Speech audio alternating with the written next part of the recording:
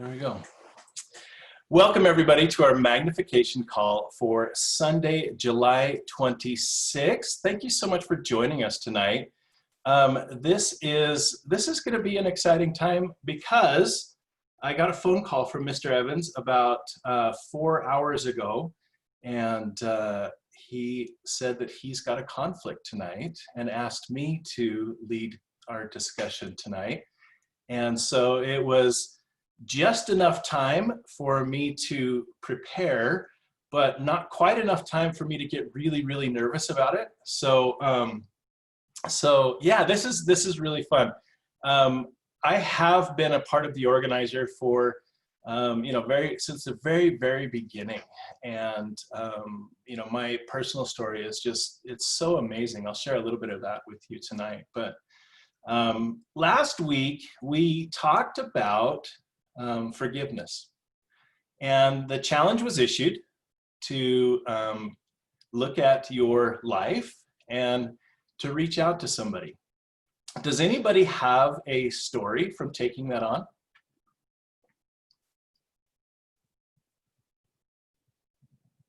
You guys don't have anybody to forgive?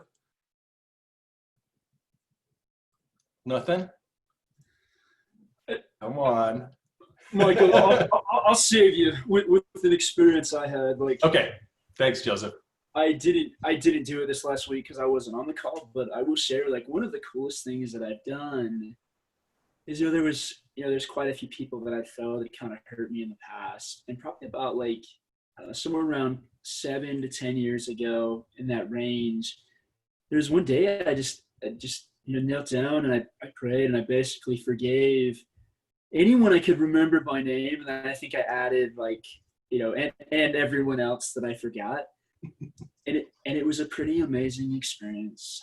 It was just, there was so much peace because I was just letting it all go, and also realizing a lot of that stuff that happened, it's kind of boys will be boys, and I was the only one holding on to it. Most of the other people hadn't, they didn't care anymore. They hadn't thought about it. And it really was, though. It was such an amazing, amazing experience. And, it even reminds me, there's this story that I'm guessing people have heard. But it was this lady that had been in concentration camps. And when she was in these concentration camps, a lot of terrible things happened, including her. And then afterwards, she ended up getting out, and she ended up preaching about forgiveness. She'd go and she'd teach in all these basements about forgiveness. And then one day she's standing up front, and she's teaching about forgiveness. And all of a sudden, in the back, she sees one of the guards from her camp. And she sits there, and the entire time she's thinking, here I am teaching about forgiveness, but there's no way in the world I can give it to that man. And then as she's thinking, because her own sister died in that camp, she said, she could never forgive this person. You guys didn't tell the story last week, did you? No. Oh, okay. I just wanted to make sure because I wasn't here. But she's like, there's no way in the world I can forgive this person. And then she says, she said a quiet prayer to her source, and she said, I can reach out my hand if you will give me the feeling. And she goes after the meeting, and she reaches out her hand, and she's like, brother, I forgive you. And then there's this overwhelming feeling that comes over her, and she says, with all my heart. And and I think that's the point, the point of forgiveness. It's not so much for other people, even it's for us. We carry around all these things with us, and it constantly is on our mind. It's constantly on our thoughts. But when we allow ourselves to understand, forgiveness and even not forgiving someone is just a thought. It's simply saying, hey, I forgive this person, or I don't forgive this person. But when we realize that it's to bless our lives, sometimes we're more likely to forgive other people. Mm-hmm. Mm-hmm. Excellent. Thank you. Thank you for sharing. So what we're doing, for those of you who just joined, is we're just kind of going over last week's lesson which was on forgiveness. And does anybody else have a story of them forgiving somebody? That was our challenge last week, was to take on that list and to take a look at our life and to reach out, either physically or even just, in our hearts, and to forgive them. And take that on. Does anybody else have a story like that? It's a tough one, isn't it? Okay. Did any of you have? Oh yes, Joyce. I don't have a story of me forgiving someone, but I have a story of someone forgiving me. I, years ago, did a terrible thing that hurt a friend of mine, one of my very best friends. Absolutely betrayed her and hurt her, and I should never have been forgiven for that. I should never have retained her friendship. I should never have been able to be in the same room with her again, and yet she forgave me. And that has been one of the great strengths in my life and has helped me overcome any bad feelings I've ever had toward anyone, because I remember what it felt like to be forgiven. And I would always want someone else to be able to feel that too. Yeah. Yeah. Isn't that amazing when somebody does that for you? I had an opportunity this week. Susie? Yeah. Got into a terrible misunderstanding about such a long story. I can't even go into it. But anyway, it was a bad misunderstanding. And I really angered a friend of mine. And I was bewildered because I had no idea she would have that sort of response. So I told her exactly how I felt. And she sent back a very angry text. And so I stopped and didn't do anything and thought, how can I resolve this? And the next day I got a text from her saying that her anger overrode her logic and she was so sorry and so ashamed, and would I forgive her? And I sent back a text and said, of course I forgive you, and sent it. And then I was moved to say totally, and sent that. And she said that totally made her cry. Well, that was the Holy Spirit, because I had to, but it kept me thinking, if you forgive, it has to be totally. It has to be not remembering it, not recounting it. And so that was a good lesson for me. Yeah, excellent.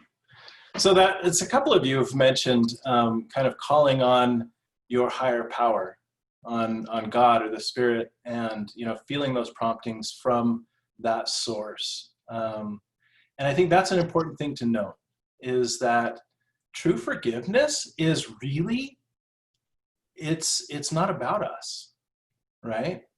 And being able to call on a higher power to assist us in making that happen, I think is such a gift, right?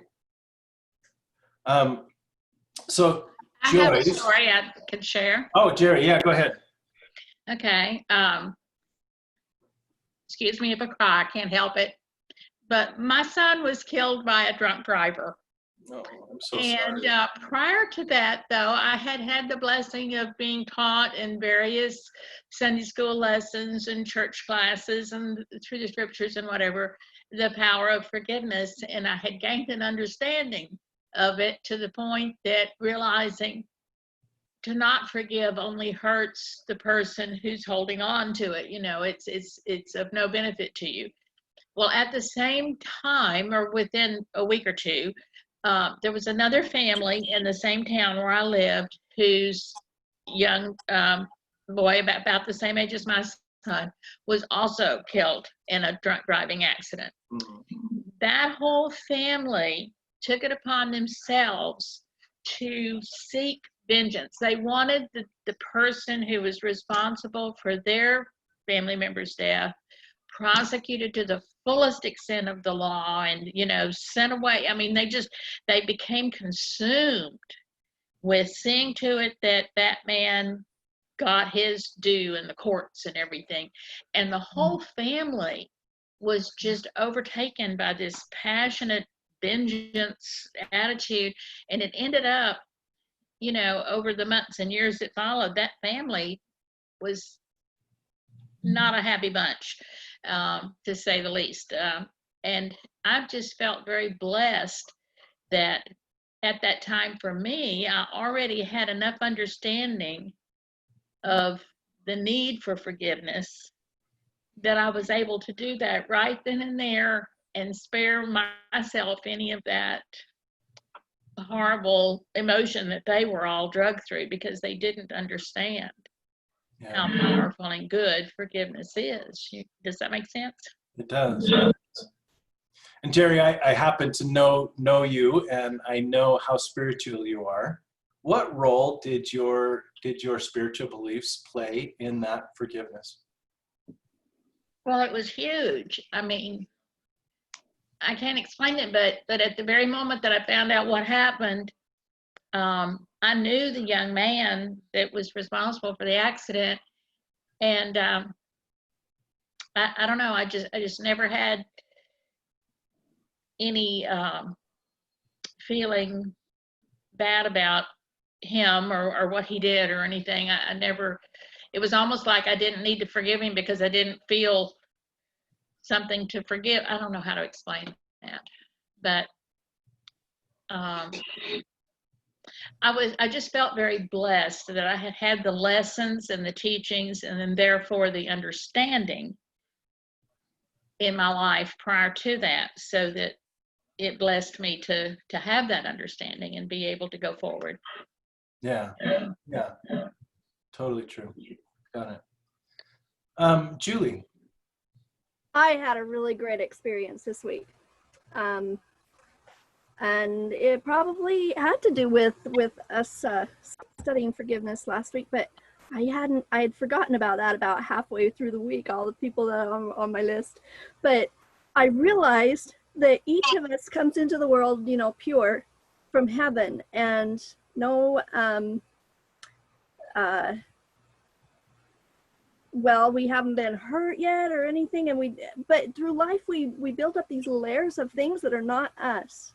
And if we can realize that other people around us have also built up things that are not them, but as they let it go, as they realize, ooh, that's not me, that's not the real me, the real me wouldn't do that, and you let go of the things that have created your patterns, then you can start realizing that other people are letting go of their patterns too through life, and that part of their stuff might have been something that somebody did to them. Does that make any sense, what I'm saying? Yeah. Like, when we get down to the essence of it, we're all working through things in our own selves to become the person that we once were in heaven.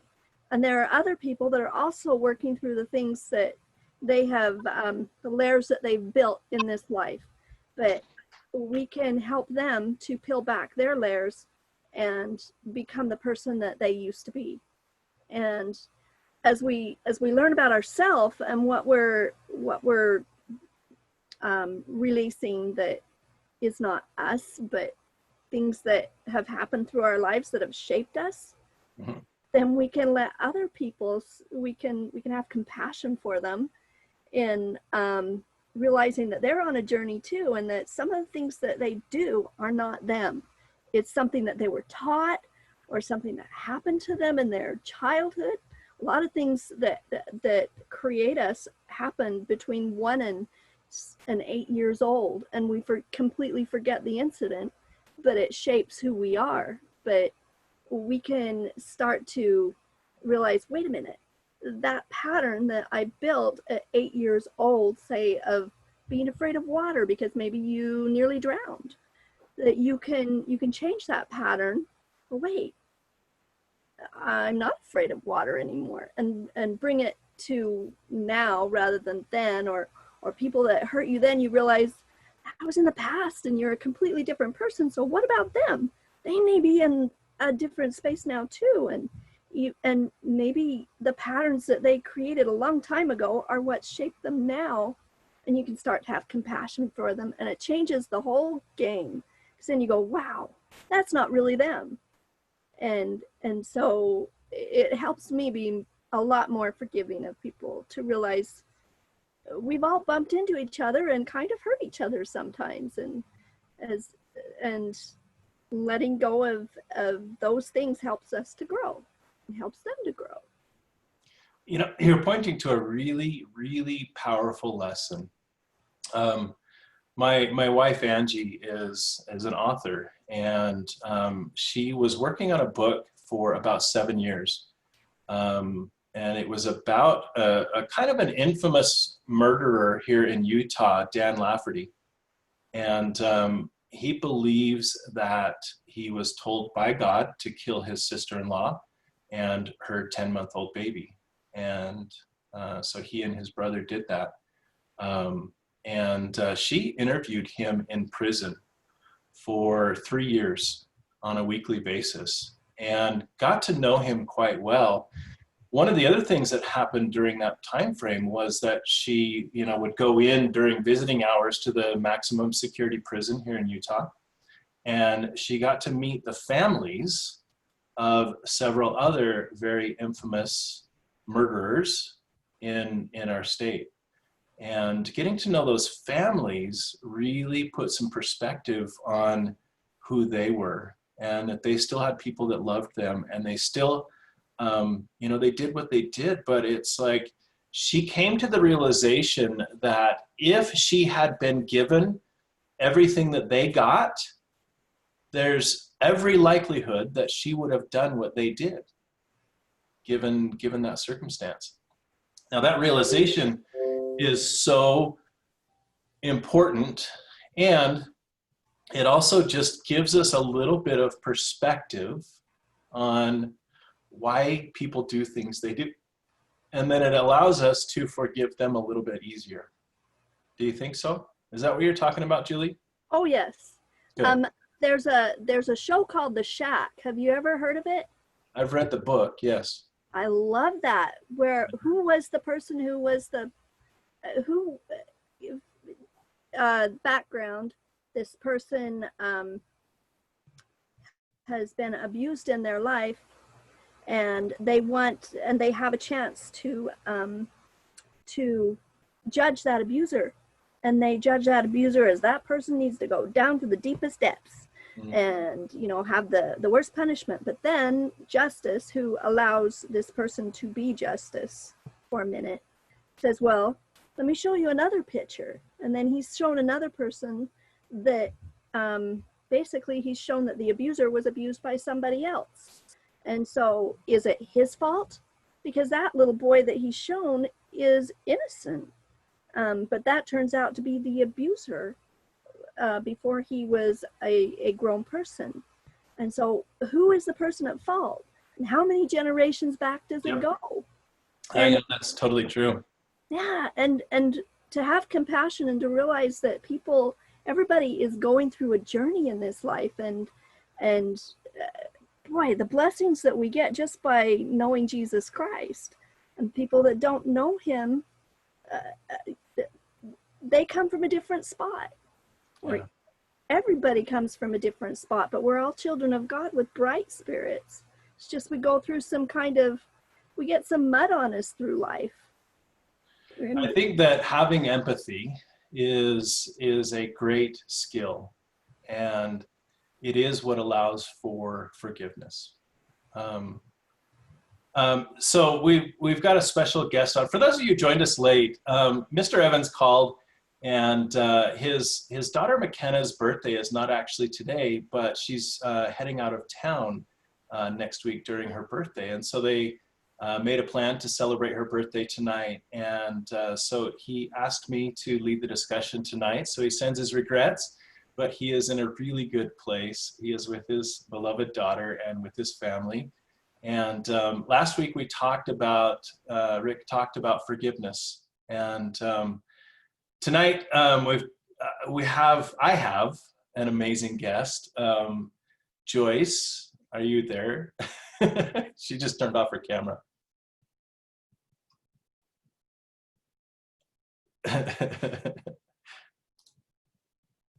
There you are. All right, I'm asking you to unmute. There you go. Okay, so Joyce happens to be my mother, and at this time she is actually out on the East Coast in Pennsylvania with my sister, and they just drove cross country to get there. But Joyce, you've taken the opportunity to forgive somebody who I really did some crappy things to you. Can you talk about that?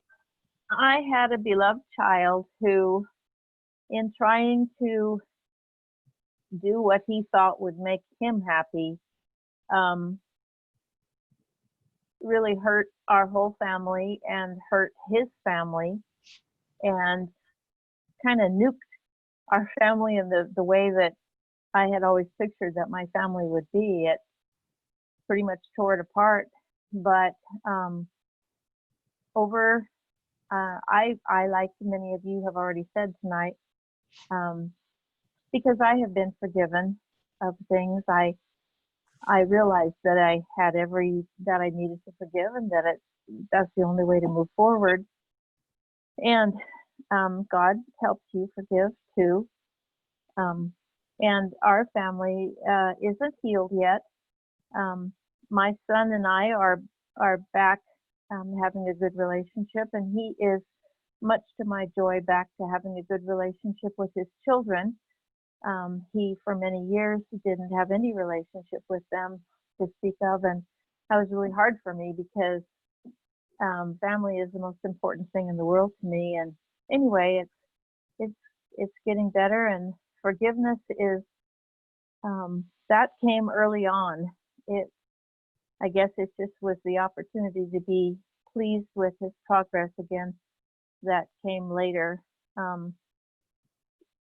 Michael, one of the things you wanted to talk tonight about was about forgiving ourselves. Do you still want to do that? Yep.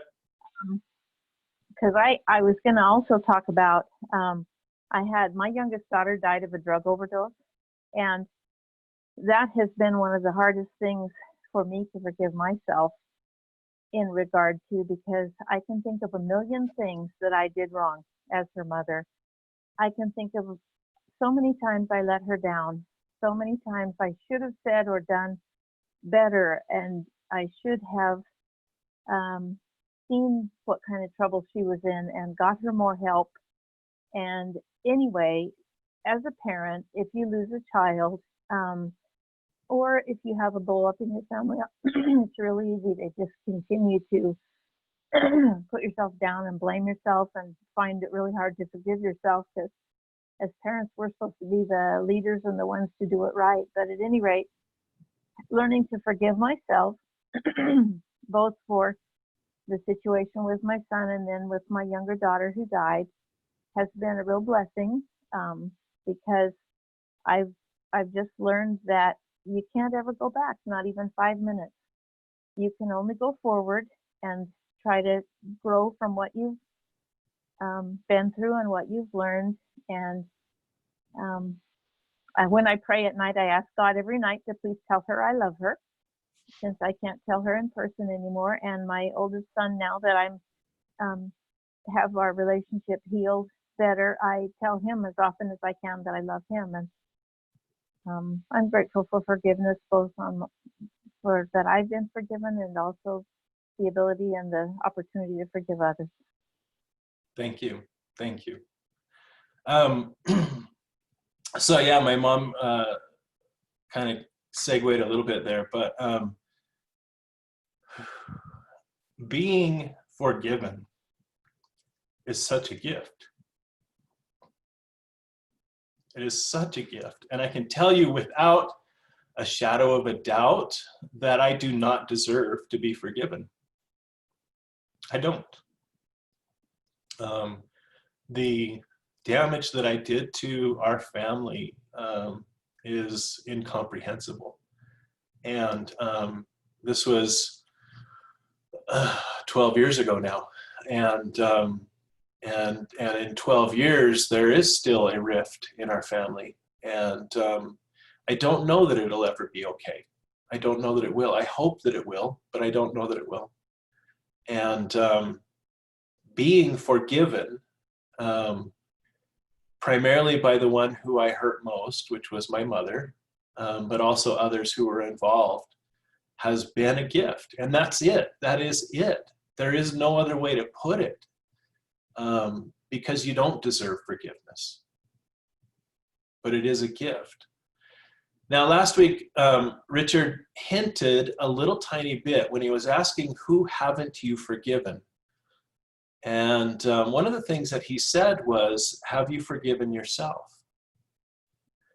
Now, in my own journey, forgiving myself has been this amazing climb. And I will tell you that my wife, Angie, has been such a catalyst in that. Angie and I knew each other for about 7 years before we actually got together. And she witnessed the destruction of my life and of my family. And she kind of just stood by and, wanted to reach out and wanted to help, but there was just nothing that she could do. I left my first marriage, went into another relationship right away that was befitting of my self-destructive nature, let's put it that way. I got into some really bad things, including drugs, and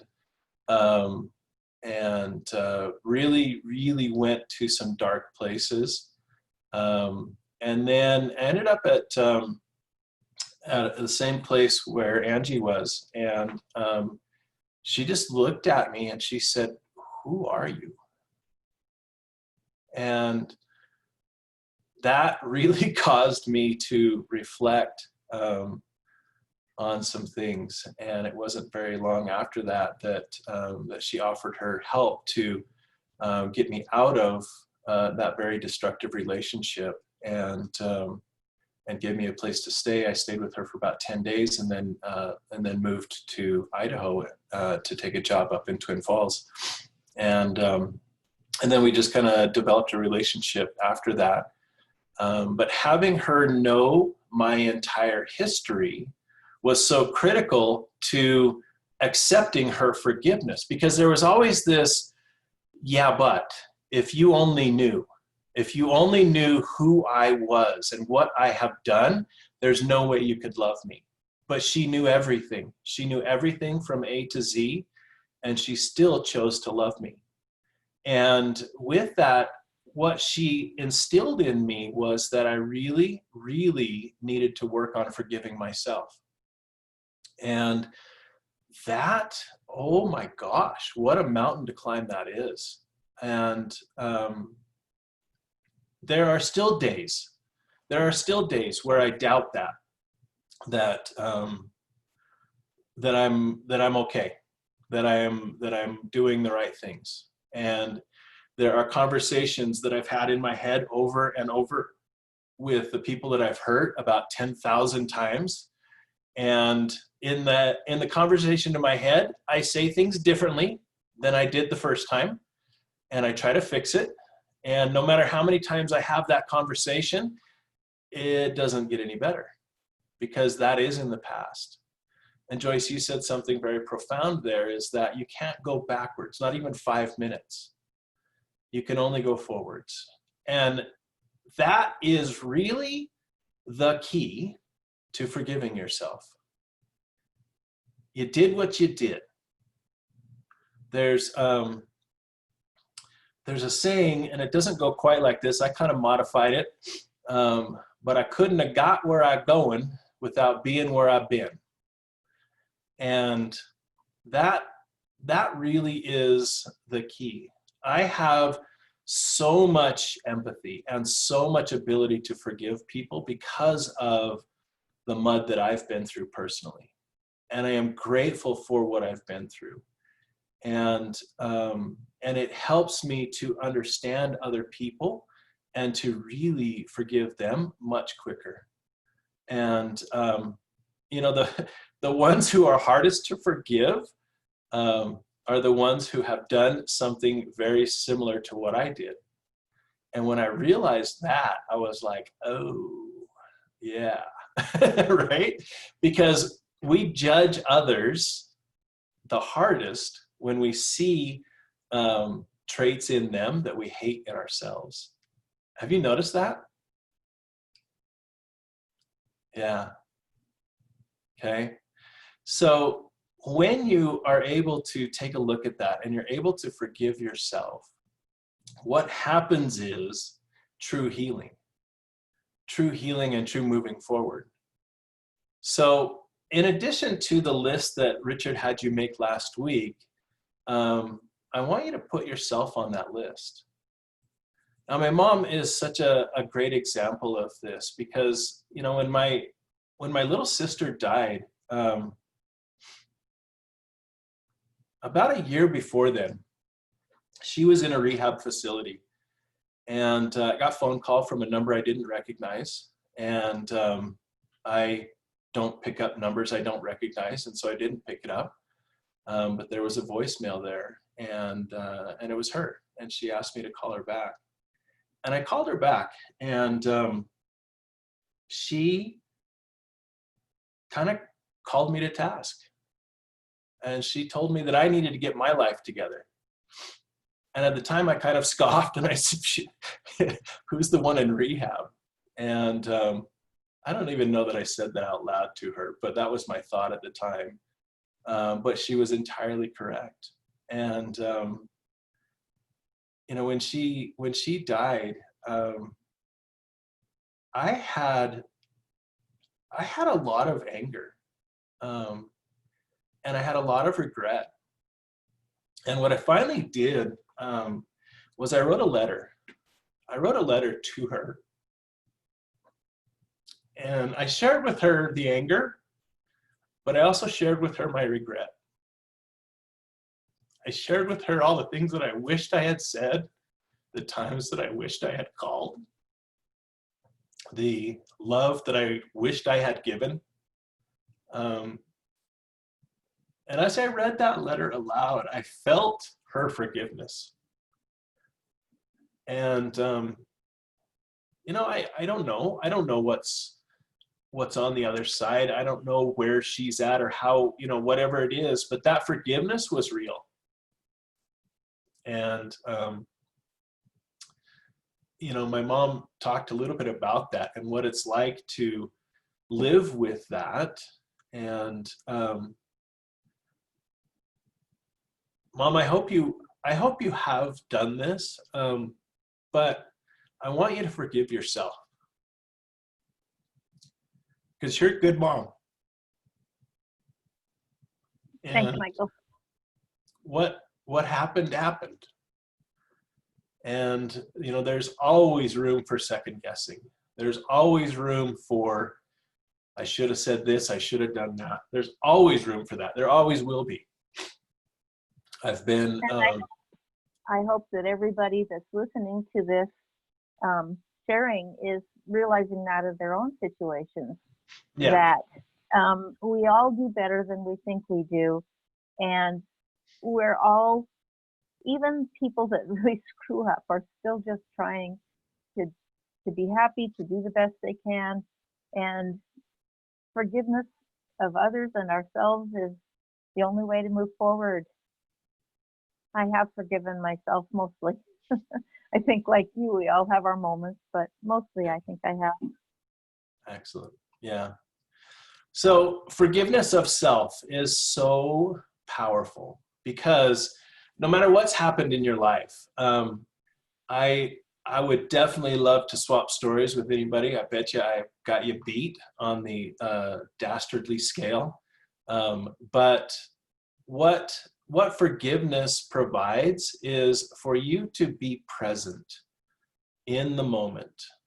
And as I've gotten to rebuild this relationship with my children, like my mom was saying, there's been little times where things will slip out, and they'll let me know like what it was like for them after I left.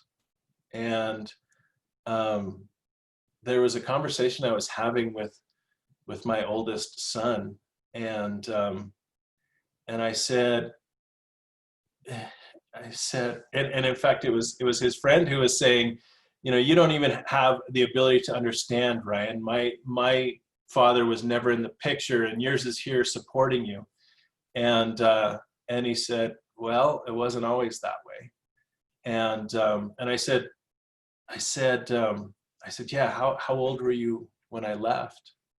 And he said, 11 years old. You left on my birthday. And man, it wasn't, it was like that weekend. I mean, it was within a couple of days of his birthday, and you could just see the pain in his eyes as he said that. And being in a place of having forgiven myself, I was able to, in that moment, totally just ask his forgiveness again, which I know he's already given to me. We've got an amazing relationship. We spend a lot of time together. But if I hadn't forgiven myself, then the guilt would have just washed over me in that moment. It would have just been like, you know, that 80-pound backpack just put back on me again. But, you know, having forgiven myself and having, you know, being able to just stand there and to hear what affected him was very powerful. Yesterday I had an amazing day. Oh my gosh. It was my oldest daughter's birthday, and was able to spend the day with her. And she now has a child who's 10 months old, and just being with her and to share that day with her was absolutely incredible. My little 10-month-old granddaughter is the cutest thing in the world. And for the very first time ever, I was holding her, and we were just kind of having a little, you know, quiet moment. She was actually settled down a little bit. And she reached up and she was playing with my chin, and I started to kiss her fingers and making kissy noises. And she craned her head backwards and she gave me a kiss. And I thought, wow, that was cool. And then like she did it again, like 2 seconds later, I got 2 kisses from my granddaughter, the first time ever. That was the most amazing place to be in. And that comes from rebuilding those relationships. And rebuilding those relationships would not have been possible without me first forgiving myself for what I did and how it all came about. So that was like a manifestation of real time what had gone on and what had been forgiven. Janica, you have something to say? I just want to validate and appreciate everything you're saying, because you know, someone who I love very dearly has this past that burdens him, and it keeps him from being able to receive the love that all of us so desperately want to give him. He keeps because he doesn't feel worthy. He doesn't want to hurt people because he thinks that's all he ever does. And so he keeps hurting people by pushing them away so he doesn't hurt them, right? So if we can learn to love and forgive ourselves, then we can, then we won't hurt other people as much, because we won't be so desperate to avoid the pain that we are experiencing ourselves. We deserve that love. We are worthy of it, regardless of what we've done. Yeah. Yeah. Anyone else have any thoughts on this?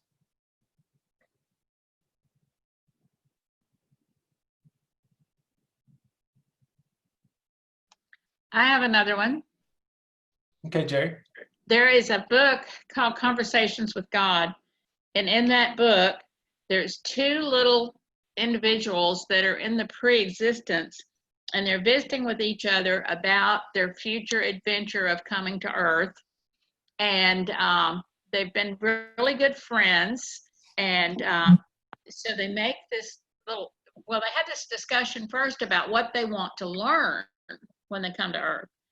And one says, oh, there's so many things, but I really think it's really, really important to learn forgiveness. I'm going to put that at the top of my list of things I want to learn when I go there. And so his little friend says, well, I will promise then that when we're both there, I will do something really, really, really horrible that then you have to forgive me for. And that will help you learn forgiveness. And he said, oh, would you really do that for me? That's wonderful. Would you do that for me? And I've always thought that little story was profound because we are here to learn.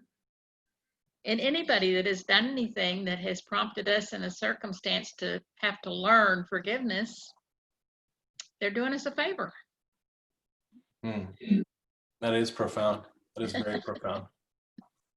Yeah. Them as a friend, maybe they coveted to do that in the pre-existence for us, for our benefit. Who knows? Who knows? Who knows? Who knows? You know, the pain and the damage that I caused, I would hate to think that I signed up for that ahead of time. No, I don't. I'm pretty sure I didn't. But well, that book's not very doctrinal or anything, but yeah, I've always thought it's an interesting story. Yeah, no, I totally get it, and I think the point is that you know, forgiveness is a gift that we give ourselves, and you know, forgiving others who have wronged us is, you know, it's extremely noble, right? And it's a learning process, right? And you know, to go along with tonight's discussion is, you know, that forgiveness of self, and you know, there are so many things that, you know, I hope and pray that you don't have a background like I do. I hope and pray you don't. But there are things that you have not forgiven yourself for, right? And those are the things that are holding you back. They're holding you back from your greatness. Now, I can share with you my personal journey of forgiveness. And I'll tell you the thing that, you know, I talked about my relationship with Angie and how amazing that was. But even then, there was a point at which we were about 3 months into our relationship, I broke it off with her. Because like Janica was saying, she loved me so completely that I was riddled with guilt. And so I left. And it was the most miserable couple weeks of my life. And when I finally woke up and I realized I begged her forgiveness, and what I had come to know was that I did deserve to be loved. And you know, that is a very, very powerful thing. So being members of the Kingdom Organizer community, we have this amazing tool, right? We have this amazing tool called the Kingdom Organizer. And in each daily sheet, there is this entire checklist that relates to Kingdom 1. Now, Kingdom 1 is you and your higher power, you and your source of inspiration. Now, for me, I have come to know that that is God. And so from here on out, I'm just going to relate to that. I'm going to talk to that as God. Now, if your belief system is different than that, please just insert your source of inspiration when I say God. And you know, then we're all good, right? Like there's room for every belief system here, but it is so critically important that you recognize that there is a source of inspiration in your life, whatever source that may be. Okay. So in creating this, one of the very first things that we did before the organizer was even a concept was we wrote a proclamation, and we did this at a men's retreat. And we had this incredible experience, and I think that Richard has shared this experience with the Queens as well, if you're a part of that organization. But the experience was this guided meditation where we had a conversation with our 8-year-old self and our 80-year-old self and our source. And in that process, I really had a conversation with my 80-year-old self. And that man had accomplished so much. And he was this amazing pillar of his community. And I just felt this, I just sensed this. I sensed everything that he had accomplished. And one of the things that he said to me was, he says, I am you. And that was like this mind-blowing thing, because I was like, no, there's no way that I can become you. There's no way. And he said, no, you are me, I am you. And that is such a powerful realization, is that you are you. There is no other you. There is nothing you can do to go back. There is nothing you can do but go forward. And writing your proclamation is such a key component to that. And writing that proclamation such like, this is who you want to become. It's not who you are, right? So many of you have had that opportunity to write that proclamation, but if you haven't taken that opportunity, do it. It is so powerful. And then reading it every day as part of your checklist for the Kingdom Organizer, for Kingdom One, is such a powerful experience. Now, you're in my office now, so you can see up here on the wall, just the bottom of that picture frame is actually my proclamation that's been typed out and framed. And there's a sword hanging behind that to help me remember who I am. And you know, that is there. It is a physical reminder on my wall of who I am. And my proclamation starts out, I am a king. And then it goes through several lines of who I intended to be, who I intend to be. And then it ends with, I remember who I am. I am a king. And that remembrance is so powerful, because when you realize who you are is who you are, and you are your best self, then there is this call to become more and become great. So doing the Kingdom Organizer checklist on a regular basis and taking care of Kingdom One is really, really the first step to forgiving yourself and to realizing who you are and realizing your greatness and stepping into your potential. Okay. Thank you all so much for being here tonight. I even sent out a text earlier today that said, Richard Paul Evans is going to be out tonight.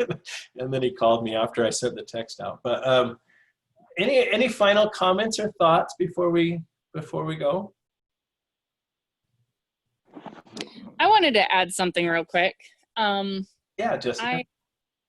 I've got a person that I have been, trying to forgive for years, and every time that I feel like I'm like shifting past it, then she does the same thing again.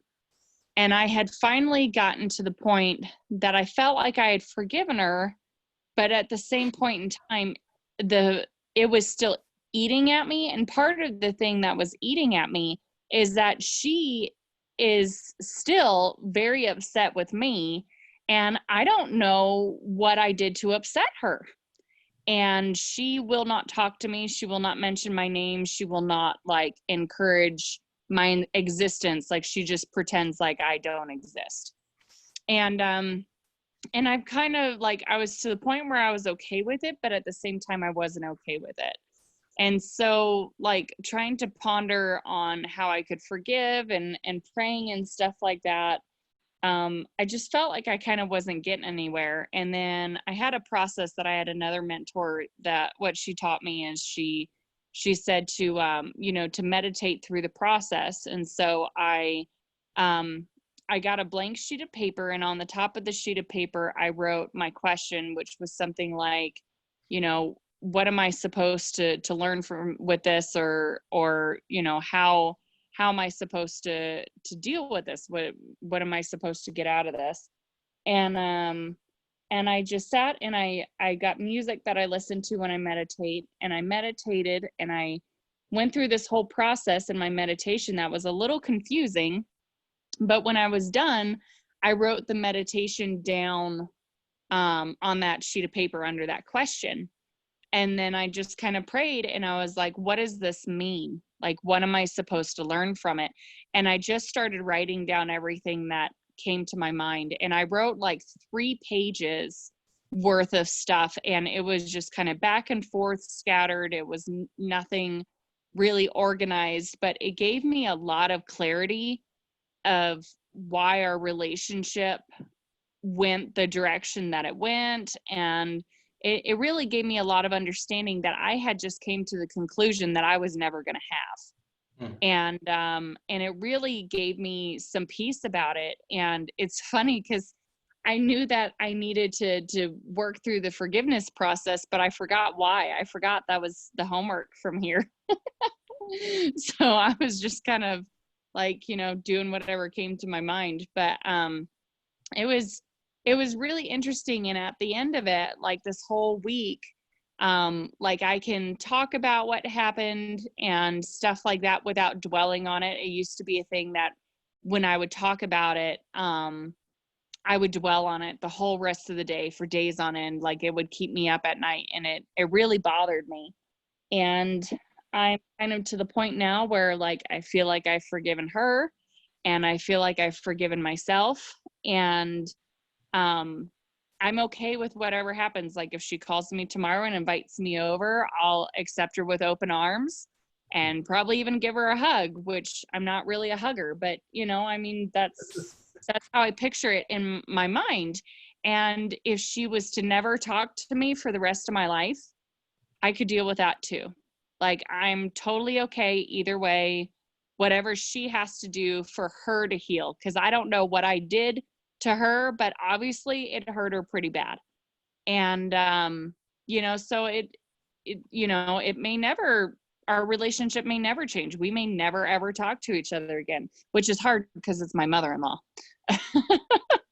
You know, that was going to be my next question is what kingdom does this person belong to? Yeah, she's my mother-in-law. Yeah. And, you know, she's asked my husband to never mention my name or anything like that. And she's just going to pretend like I don't exist. And she never even like, she's never even told me this. I was sending her messages telling her I hope she had a good day and stuff like that. And she never messaged me back. And I thought maybe she had just gotten busy. Well, she called and told my husband that, you know, she is done with me, and she's, you know, that she's very, very hurt, and that she doesn't want to hear my name or anything like that. And so she even told him, she said, don't tell her I said this to you, you know, just don't say anything to her about it. Yeah. So, you know, and it's been since November since I have heard anything from her. And even before I knew that, I would like tell my husband, I'd be like, you know, tell her hi when they're on the phone. And he just wouldn't repeat it back to her because she had asked him not to. Yeah. And so it makes it complicated because my kids want to have a relationship with her, and my husband wants to have a relationship with her, and I'm supposed to just like not exist. And but like I'm okay with it. I'm like, you know, if I need to go to work, if she's coming through our town and I need to go to work so that she can stop by and see the kids, I really don't even care. Like whatever she has to do to help her heal, then I can gift that to her. That's fine with me. And I think you really are pointing to something powerful here, is that you know, and especially those in our kingdom too, right?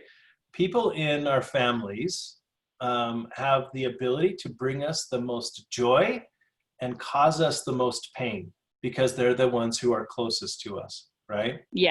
Yeah. We are the most vulnerable with our family. And, you know, especially like you say, with her being your kid's grandmother, they want to have a relationship with her, right? And it's easy to forgive somebody who you never want to talk to again. It's like, oh yeah, I totally forgive you, and adios, right? But And when, a plus, she didn't, you know, she doesn't think she did anything wrong to me. And yeah, so, like, can't even be like, I forgive you, because that would probably tick her off, because in her opinion, she didn't do anything to me. yeah, But we literally moved. We packed up and moved because of how toxic my relationship was with my in-laws. It was literally ruining my life in that town. It was isolating me, and it's a whole big story. yeah, yeah, But the fact that you know, they don't think they did anything wrong was part of the reason it was so hard for me to forgive, because I'm like, how am I going to forgive these people and put myself right back in that situation when I know they're going to do it to me again? yeah. And at this point, I don't even care. I'm like, I've learned that I just need to have boundaries with them. If we build our relationship back up, then I have healthy boundaries. Yeah, that's what I love about the Five Kingdoms concept as well, is that, you know, if you do have somebody in a certain kingdom, Kingdom 2, for instance, who really doesn't belong there, you can move them. And the Five Kingdoms is actually just a psychological construct that is boundaries. And when you move somebody from Kingdom 2, family, out to Kingdom 3 or Kingdom 4, associates, that is just setting up a psychological boundary. And what you're doing is you're managing expectations. You have certain expectations of your mother-in-law that, you know, she, you know, likes you and, you know, appreciates you, wants you around, is happy that you are married to her son. And you don't have those same expectations of an associate, right? And Yeah. so moving somebody out of a kingdom where it's not appropriate for them to be into a kingdom where it is appropriate for them to be is very powerful. It's And interesting that you said moving her to another kingdom, because that's not even something I had even considered. But I could see that being really healthy to, like, you know, make that physical decision that we're going to move you over here. it totally is, right? Because now you're what you're doing is you're just managing your own expectations for that relationship. And so that goes for anybody on the call tonight. If you've got a certain toxic relationship, move them out of the kingdom where they're able to affect you. Just move them out. You don't even need to tell them that that's what you're doing. All you have to do is say, okay, I get it, right? You're no longer part of my Kingdom 2, you're part of my Kingdom 4. And what that does is that sets you up to have a successful relationship because you're managing those expectations. We are at time, and I just wanted to wrap up and say thank you so much. You've been so generous tonight. Thank you for participating and for not jumping off the call the minute you figured out Richard wasn't on. And I hope that I have met your expectations of this being a little fireside like the Joseph and Robbie were talking about earlier. And I really, really, really love you guys. You know, this is such a highlight of my week. And, you know, by you guys showing up over and over again, I know that it is of yours. And I would especially like to thank my mom for being here. It's 11 o'clock at night where she's at. And she said that she was up at 5 o'clock this morning hiking a trail with falls that, like, I don't know, 40 some odd waterfalls on this 6-mile trail. I guess Pennsylvania is a little bit more lush than Utah is. So, Tony, did you have something to say real quick? You know, Michael, I just want to acknowledge you on something because, you know, I've gotten to see this process with you and your mom, and to see you get comfortable in your own skin has been really, really neat. And I just wanted to acknowledge that it's really noticed, and I love you. Thanks for sharing all of that. Appreciate it. Thank you. Thank you. That means a lot coming from you. I have tremendous respect. All right, you all, have an amazing week, and enjoy being with yourself. Like, you are awesome. Enjoy being with yourself. Okay? That's your challenge for this week. I love you all. Take Bye, care. everyone. Thank Thanks, you. everybody. Yep. Thanks, Michael. Good You night, bet. everyone. Great job. Thanks. Good Thanks night. for being here. Okay.